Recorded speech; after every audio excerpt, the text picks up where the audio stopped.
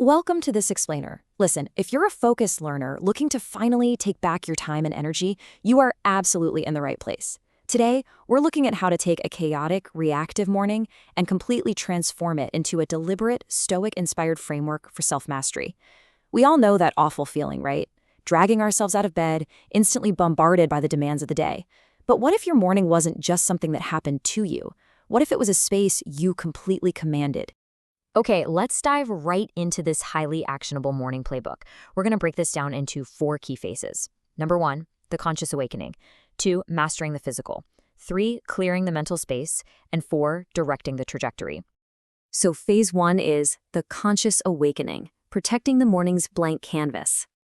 This is really all about how we transition from an unconscious, reactive state into a conscious, deliberate one the literal second we open our eyes. The psychologist Carl Jung perfectly captured the power of this inward focus when he said, "Who looks outside dreams, who looks inside awakes." Think about waking up just 1 hour earlier than your usual time. Now I know, the Stoic philosopher Seneca reminded us that we suffer more in imagination than in reality, and he had the nail on the head. That imaginary dread you feel about losing sleep, it's usually way worse than the actual act of just getting up. Waking up that 1 hour early creates a peaceful sanctuary. It's an uninterrupted oasis to look inside and awaken your deeper self before the chaos of the world takes over the whole shebang. Because there's a stark, absolute contrast between our default habits and a deliberate routine.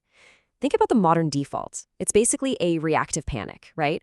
We wake up dehydrated, instinctively reach for that caffeinated life raft, and immediately grab our phones to plunge straight into digital doom scrolling. We're literally letting an algorithm dictate our morning mood. The deliberate Stoic choice, though, it's completely different.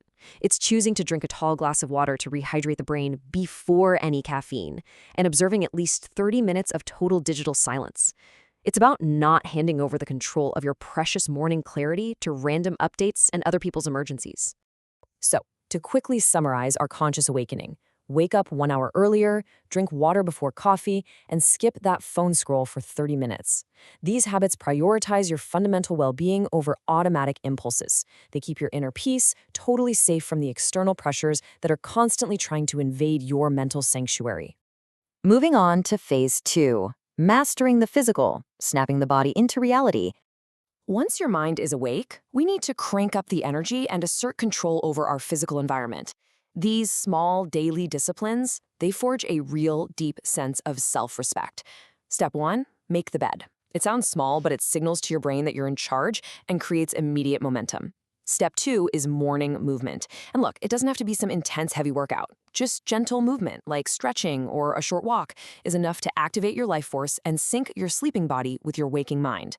And step 3, fuel with whole foods. Feeding your brain protein and healthy fats rather than sugary, processed pastries proves to yourself that you are actually ready to perform.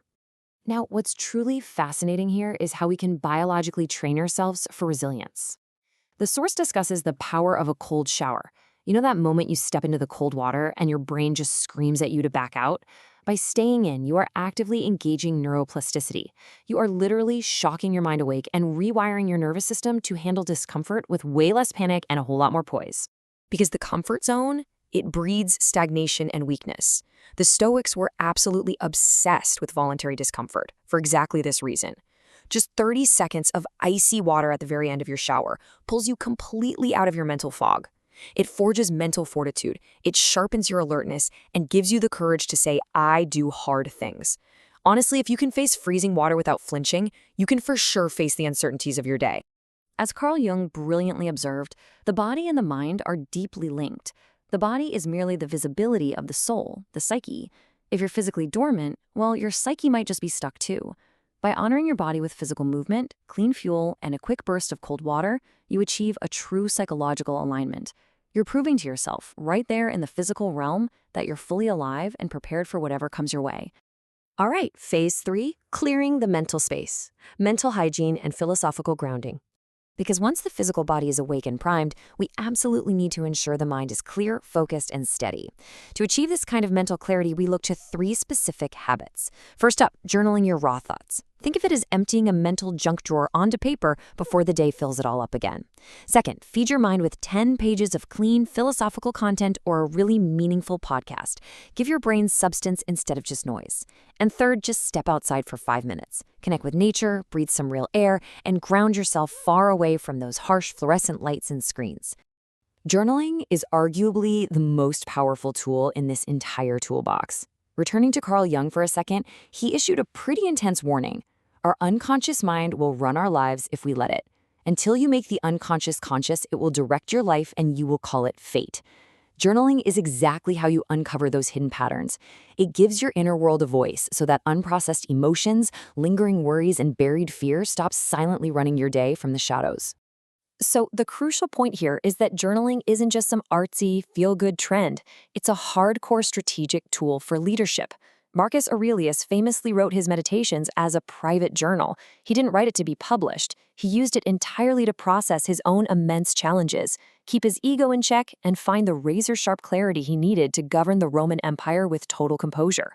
When he wrote that what stands in the way becomes the way, he wasn't preaching, he was actively shifting his own mindset right there on the page.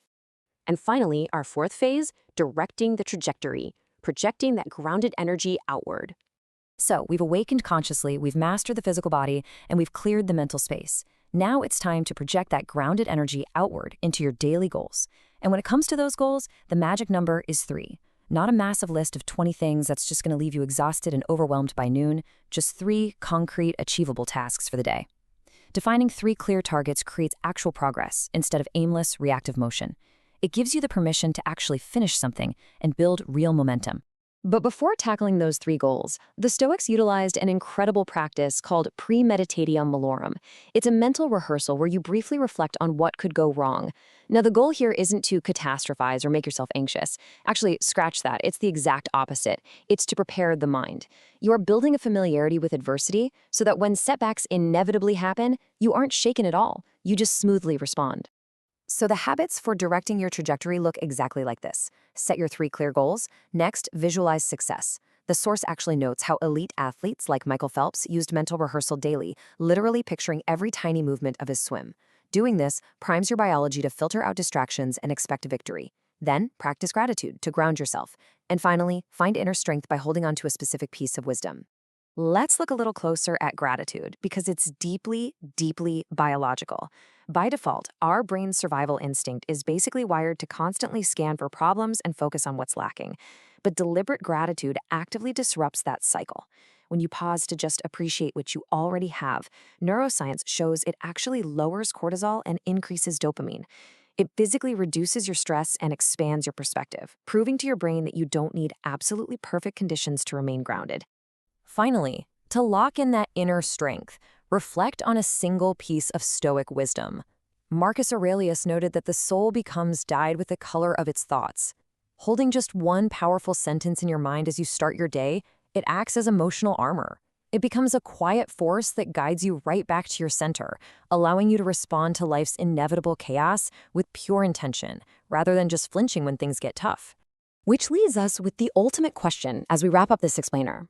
You now have the entire framework, from that very first glass of water to setting your 3 daily goals. So, when your alarm goes off tomorrow morning, will you just react to whatever the world throws at you, or will you consciously choose to command it? The choice and the morning is entirely yours.